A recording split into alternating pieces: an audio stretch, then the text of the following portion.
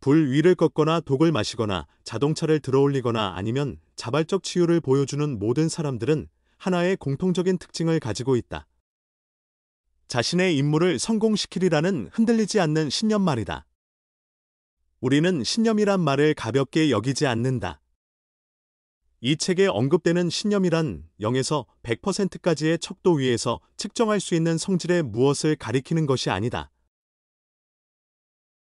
난 믿는 것 같아 하는 식으로 말하는 사람들이 할 수 있는 게임이 아니다.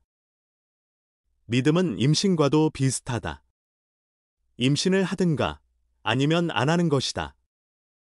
신념 게임의 가장 어려운 부분은 어떤 것을 믿든가 아니면 믿지 않는 것이다. 그 중간은 없다. 당신도 말로는 하나님을 믿는다고 하지만 독을 마셔도 하나님이 가호해 주시리라고 믿을 정도로 신앙심이 강한가? 이 질문에 대답하기 전에 의심이 하나도 없는지를 확실히 점검해보는 편이 좋을 것이다. 당신이 하나님을 아무리 99.9% 믿는다고 하더라도 결국은 스트리크님보다는 아이스트를 택하고 싶어 하게 될 테니까? 이상의 비범한 사례들을 예외적인 경우로 여기고 싶다면 우리도 동의한다. 그러나 그것이 전통과학으로 설명되지 않는 예외라고 하더라도 사람들은 그런 일을 일상적으로 겪고 있다. 그들이 한 일을 과학적으로 해명할 수 없다고 하더라도 그들의 경험은 인류의 전통적인 경험이다. 당신 자신도 한 인간으로서 믿음만 있다면 똑같은 일을, 아니, 그보다 더 놀라운 일을 할 수 있을 것이다. 많이 듣던 말 아닌가? 게다가 이런 이야기들이 아무리 예외적인 일처럼 들리더라도 오늘의 예외가 내일이면 과학으로 인정받는 일은 밥 먹듯 늘 일어나는 일이라는 사실을 기억하라. 다중인격 장애, 혹은 좀 더 공식적으로는 해리성 정체감 장애라 불리는 수수께끼의 장애증으로부터 수집할 수 있는 생물학을 초월하는 마음의 힘을 보여주는 강력한 사례가 남아있다. 다중인격장애가 있는 사람은 실제로 자신의 에고를 잊어버리고 전혀 다른 사람의 특유한 인격과 행동 특성을 보여줄 수 있다. 어떻게 이런 일이 일어날 수 있는가? 그것은 당신이 운전하면서 라디오에서 어떤 방송국의 프로그램을 청취하는 경우와도 같다. 모차르트 음악에 흠뻑 빠져서 가고 있는데 갑자기 롤링스톤즈의 노래가 끼어든다면 어떻겠는가? 이 에고의 전환에는 약간의 놀라운 생리적 변화도 수반된다. 각각의 인격들은 고유한 뇌파도 특성을 지니고 있는데 그것은 신경학적 지문에 해당하는 생체 지표다. 각각의 인격은 자기만의 고유한 뇌 프로그램을 가지고 있다. 다중인격을 지닌 많은 사람들은 인격이 전환되는 그 짧은 시간에 눈동자의 색깔도 덩달아 바뀐다. 어떤 사람은 다른 인격이 출현하는 동안에 이전의 인격이 가지고 있던 흉터가 감쪽같이 사라져버리기도 한다. 또 많은 경우 한 인격이 가지고 있던 알러지와 예민한 성질이 다른 인격에서는 사라져버린다. 이런 일이 어떻게 일어날 수 있는 것일까? 기존의 패러다임을 흔드는 이 새로운 과학이 시사하는 의미는 간단히 말해서 이것이다. 면역체계는 우리 체내 환경의 수호자이지만 이 면역체계를 지배하는 것은 마음이라는 것이다. 이것은 우리의 건강상의 특성은 마음에 의해 형성된다는 것을 뜻한다. 우리 마음 속의 프로그램이 우리의 병과 그것을 극복할 수 있는 능력, 나아가서 우리의 건강과 행복까지도 지배하고 있다는 사실을 부인할 여지가 없도록 여실히 보여주고 있는 것이다. 그럼 유전자가 생명을 지배하는 것이 아니라면 무엇이 지배한단 말인가? 그 대답은 우리가 지배한다는 것이다. 진화에 가는 첨단 과학은 우리의 생명을 지배하는 힘은 마음에서 나오는 것이지 유전자 속에 프로그램되어 있는 것이 아님을 밝혀주고 있다.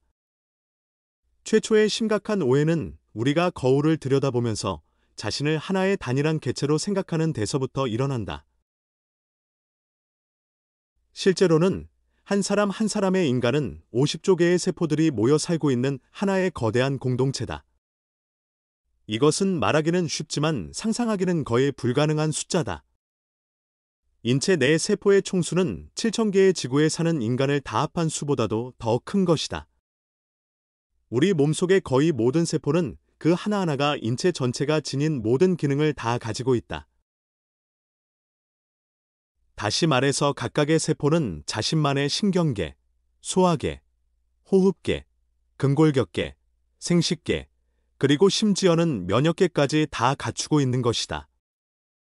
이 세포들은 작은 인간과도 같으므로 이것을 거꾸로 말하면 각각의 인간은 거대한 세포와도 같다. 우리의 마음은 인체라는 거대한 세포 문명의 기능을 통합하고 조정하는 하나의 정부와도 같다. 인간의 정부가 시민들을 통제하는 것처럼 우리의 마음은 세포 사회의 성격을 형성시킨다. 마음은 어디에 있고 어떻게 우리에게 영향을 미치는지 등 마음의 본질에 대한 통찰은 우리의 진정한 힘을 온전히 깨달을 수 있는 기회를 준다. 세포의 뇌는 세포의 피부에 해당하는 세포막이다. 세포막 속에는 환경 신호에 반응하여 내부의 단백질 경로에 정보를 중계해주는 단백질 스위치가 내장되어 있다. 세포가 인식하는 거의 모든 환경 신호에 대해 제각기 다른 세포막 스위치가 존재한다. 어떤 스위치들은 에스트로겐에 반응하고, 어떤 스위치는 아드레날린에 반응하고, 어떤 것은 칼슘에 반응하고, 어떤 것은 빛에 반응하는 등등으로 말이다. 각 세포막 스위치는 수용기 단백질과 효과기 단백질이라는 두 개의 기본 부품으로 이루어진 인식의 기본단위다. 수용기 단백질은 그 이름이 시사하듯이 외부 환경으로부터 오는 신호를 받아들인다. 즉, 감지하는 것이다. 각각의 세포는 세포막 전체의 수용기 단백질과 효과기 단백질을 가지고 있어서 이것이 주변 환경과 세포질 사이를 이어준다. 비유적으로 말하자면 이 단백질이 세포의 모터와 기어를 움직이게 하는 스위치 역할을 한다. 수용기 단백질이 환경으로부터 신호를 받으면 그것은 자신의 모양을 바꿔서 효과기 단백질과 연결된다.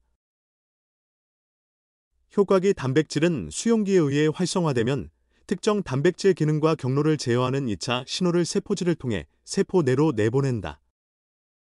세포막 스위치의 이 일사불란한 활동은 세포로 하여금 끊임없이 변화하는 환경에 대응하여 대사와 생리작용을 지휘함으로써 생명을 유지할 수 있게 해준다. 스위치의 수용기 단백질은 외부 환경 요소에 대한 인식 능력을 세포에게 제공하고 효과기 단백질은 신호를 만들어낸다. 그 신호는 특정 세포 기능을 조종하는 육체적 감각이다. 세포막에 위치한 이 스위치들은 수용기와 효과기로 짝을 지어 육체적 감각을 통해 외부 환경 요소를 알아차리는 능력을 제공한다. 바로 이 말이 생명의 비밀을 밝힐 열쇠를 제공해준다. 준비되었는가? 이것은 인식이란 단어의 사전적 정의인 것이다. 이 말의 라틴어 어근은 이해, 혹은 문자적으로는 받아들임이다. 따라서 세포막 속의 단백질 스위치는 인식의 기본 단위 분자인 것이다. 이 스위치들은 세포의 분자적 경로와 특정한 생물학적 기능을 제어하므로 우리는 인식이 행동을 지배한다고 확실히 결론 내릴 수 있다. 인식이 세포 수준과 인간의 수준 양쪽 모두에서 행동을 지배한다는 사실, 이것이야말로 생명의 진짜 비밀인 것이다.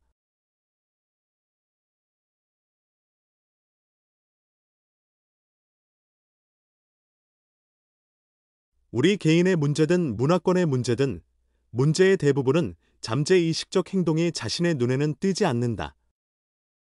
이런 행동들은 타인들의 말과 행동으로부터 나와서 여과 없이 고스란히 기록된 것들이다. 물론 이들의 말과 행동 역시 똑같은 제약적 신념들로 프로그램된 것이다.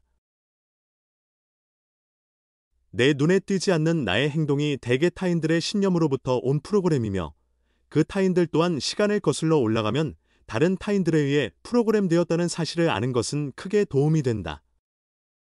아마도 우리는 원죄 대신 최초의 그릇된 인식을 논해야만 할 것 같다. 우리는 비난과 죄책감, 희생자와 가해자 등 감정적 부하가 잔뜩 실린 관념들을 한 걸음 물러서서 다시 살펴보아야만 한다는 것을 깨닫는다. 우리의 마음이 작용하는 메커니즘에 대한 과학의 통찰에 의하면 첨단 생물학은 우리에게 위대한 선지자들의 충고, 곧 타인의 죄를 용서하라는 충고를 명심할 것을 애타게 일러주고 있다. 우리는 과거의 사연에 의해 프로그램된 그릇된 행동들로 인해서 생겨난 감정의 사슬에 얽매여 있었던 것이다. 우리는 용서를 통해 자신과 타인들을 이 사슬에서 풀려나게 하고 지나간 모든 사연들을 놓아 보내야 한다. 그럴 때, 오직 그럴 때만 우리는 긍정적인 미래를 마음껏 창조해낼 수 있을 것이다. 우리 개인들이 지니고 있는 무의식적인 문화적 인식이 사실은 집단적 신념이고, 그러므로 다른 이들에게도 마찬가지로 자각되지 않는다는 사실을 생각해보라. 결국은 철학이 생물학을 결정짓는다. 왜냐하면 우리의 뇌가 하는 일이란 우리 무의식 속의 집단적 신념과 세상에서 우리가 경험하는 현실이 서로 일치하게 만드는 것이기 때문이다.